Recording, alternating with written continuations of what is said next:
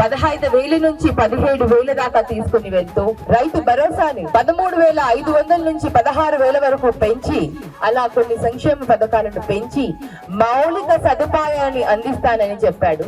మౌలిక సదుపాయాలంటే తాగునీరు, సాగునీరు, రోడ్లు, డ్రైన్స్, వీటన్నిటికీ కూడా ప్రాధాన్యత ఇస్తూ ఈసారి ఇవన్నీ కూడా అభివృద్ధి చేసుకుంటూ ముందుకు వెళ్దామని చెప్పడం జరిగింది.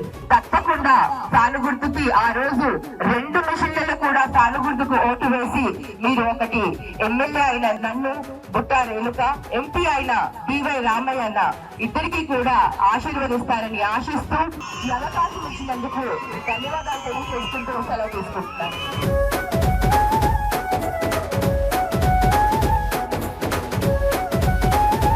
ఫ్యాన్ గుర్తుకే ఓటేద్దాం, సంక్షేమాభివృద్ధిని కొనసాగిద్దాం.